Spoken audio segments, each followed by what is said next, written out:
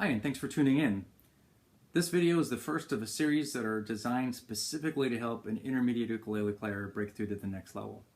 I've had questions from friends and family who play who are actually pretty good, been playing for a while, but didn't have kind of the fundamental underlying music theory or structure behind their learning. So at a certain point you reach a peak and it gets frustrating to try to get through the next level.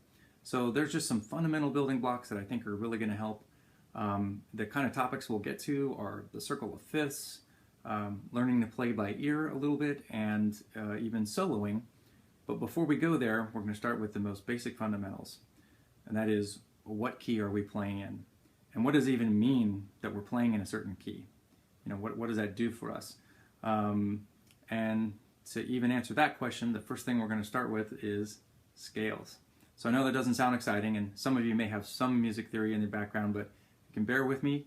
We're going to build this piece by piece so that we can get through a few lessons together and hopefully help you break through the next level. So when we talk about scales on a ukulele, the first thing you look at this instrument is you have this fretboard with 4 strings and all these frets, which are spaced in a way that allow you to move up 1/2 step each time you move to a different fret. To demonstrate that, the first scale we're going to talk about is one you won't use very much. It's called the chromatic scale. So the chromatic scale is a bunch of half steps all strung together, starting with C,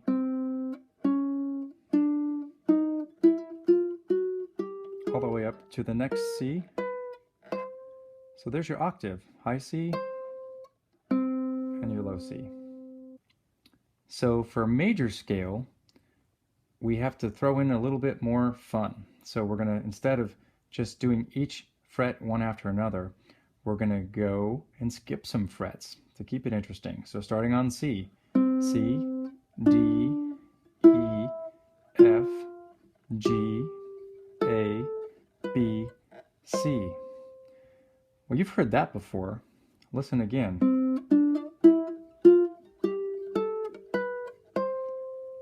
You've heard it so many times in your life that it's probably something that's part of your own instincts. Do, re, mi, fa, sol, la, ti, do. So the trick here is we're skipping some frets and others we're not skipping. So starting on C, we skip up to D, we skip another one to E, then we don't skip one to F, then we skip one to G, we skip another one and get to A, skip another one to B, and then we don't skip to the last one. Doesn't seem to make any sense, does it? What's the logic in that? Well, that logic, like it or not, is the fundamentals of a major scale. We start on the C and we do a whole step, half step, whole step, whole step, whole step, half step. Let's go look at that on paper. Okay, so just to recap, here's our C scale.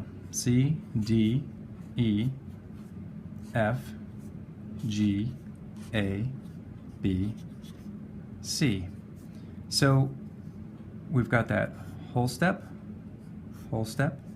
and then a half step, whole step, whole step, whole step, half step to finish. And these 1/2s are where we're not skipping a fret, and there's no black key. So what key are we in? Now we're going to get to that question. You've seen the scale, and when we start to look at these not just as notes, but as parts of the scale, they're all going to have a different relationship to each other in the chords that we play. And we're going to number these now, and then this is going to be very important because these number patterns we're going to talk about will work with any key that you're in. Simple. 1, 2, 3, 4, 5, 6, 7, and instead of going to 8, we'll call it 1 again, since we're back on C. And you can repeat these for other octaves. The entire layout of a piano with the white keys and the black keys tilts it in the favor of being in the key of C. So to play a C scale on piano, it's as easy as this. Notice that I only played white keys, but we followed the exact same pattern that you just learned on the ukulele. by skipping the black key, that signifies that we're skipping one of the half steps, so we make a whole step. So here we go, starting on C, whole step, whole step. There's no black key here, so it's just a half step. Whole step, whole step, whole step, and then half step to finish. The same pattern of whole step, half step, whole step, whole step, whole step, half step. So now you've seen what that looks like on piano, and realize this linear progression up the string is useful but not practical. We don't want to move our hands all the way up and down the fretboard every time we're playing notes in a scale. So we actually play a C scale like this: C, D, E, F, G, A, B, C, and on down.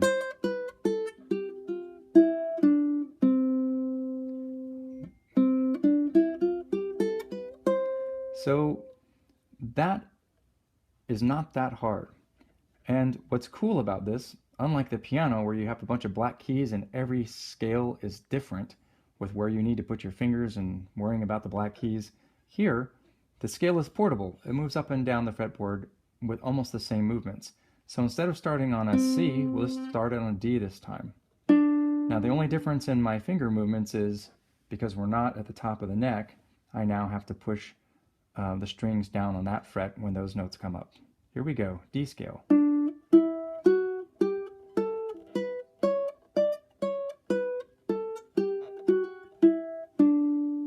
And go up one higher, E scale.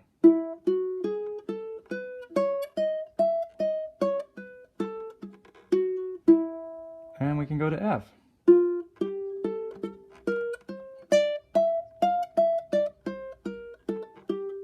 Notice any pattern here? We're actually using the same finger pattern over and over again. We can do that down here. So once you learn one, you basically know them all. And as far as major scales go, you can move up and down the fretboard. So what's the value of knowing those scales? Most songs don't sound like a scale, but most of the major songs in a major key, which are most of popular music, are going to use notes. So if you ever play things beyond chords, it will help you to know those notes. If you ever want a solo, we'll have a little piece on this on one of the later lessons, but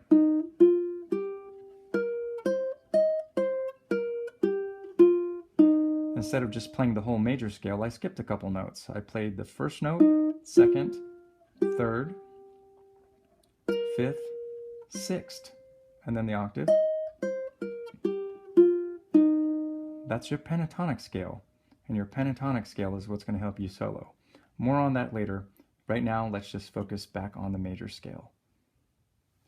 So a lot of you out there have had a great time playing ukulele along with tabs like this. They just list the chords above the lyrics, and as you go along, you can strum along and have a great time playing music. Well, to break through to that next level, it's going to take some thinking about how are those chords all interrelated. And the thing that we just drew, where it takes the numbers and the C and C scale together and puts those number relationships in, is really going to help you. You can look at a tab like this, for example, and go, well, what key is it in? Some people like to think, well, maybe it's the first chord of the song or the last chord of the song, but you don't even need to look at the song. If you just look at the chords that are in this song, you can automatically tell which one it is. To help unlock that code, we're going to go back to the piano. Okay, so this is going to totally blow your mind. We went through the C scale. We've got numbers for it now as well as letters. So this is not just a C, but it's 1, that's our root, 2, 3, F is 4, G is 5, A is 6, B is 7, and then we're back up to the top. How do we know what key we're in? We're going to play a chord, a simple triad. That's your C chord. We're going to take that and move it up 1. That's a D minor chord. Move that up 1. That's an E minor chord. Move it up 1. F chord, G chord, A minor.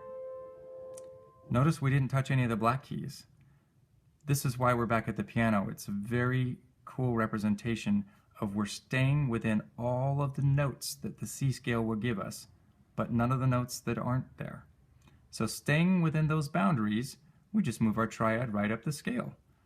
And here's our 1 chord, C major, 2 is D minor, 3 is E minor, 4 is F, 5 is G, 6 is A minor.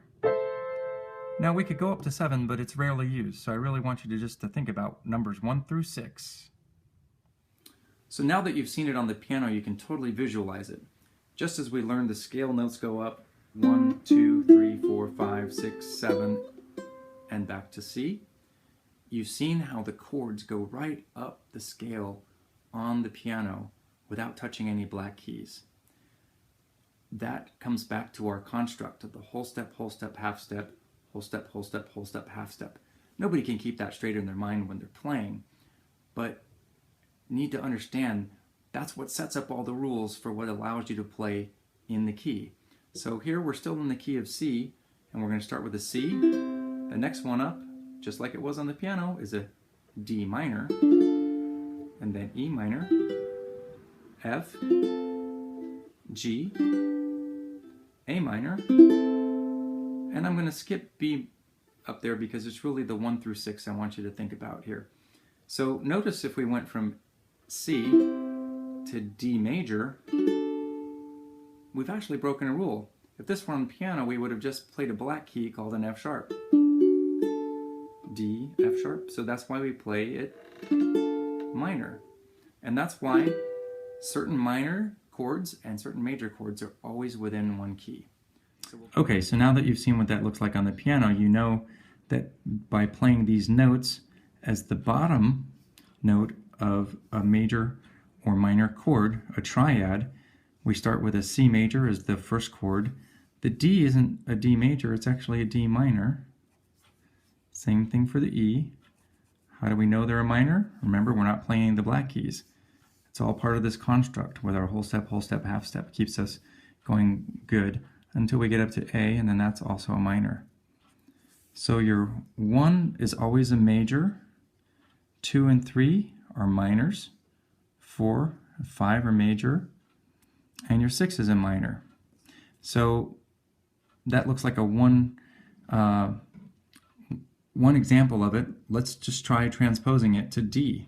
So I'm going to come up above it and write D, E, F sharp, that's one of the black keys in the D scale, G, A, B, and then it goes to C sharp and back to D. The same numbers apply, so I'm going to leave the numbers down there, but it's a D major, an E minor, F minor. Remember, your 2 and your 3 are always going to be minors, 4 and 5 major, and your 6 is also a minor.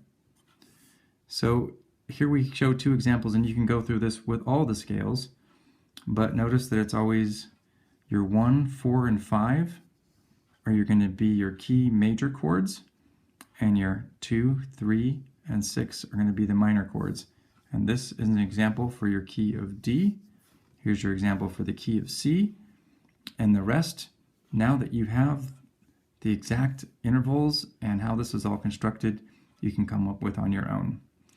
Now, you don't really need to write it all out, but if you find yourself playing a lot in a certain key, if you play with other instruments, sometimes guitars, if you play with them, you'll see more things in the key of A and the key of G.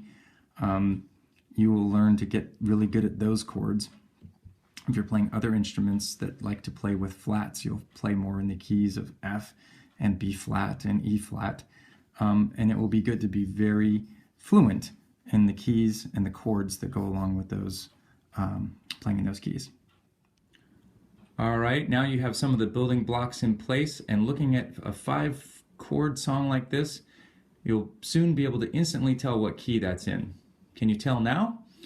Well, if it's a little trouble finding out, that's okay. There's part 2 to this lesson. We're going to go through lots of examples so that you'll be able to look at these and instantly tell what key you're in. But more importantly, you'll be able to relate that to your playing, and that's going to help you break through to the next level. All right, see you in video 2.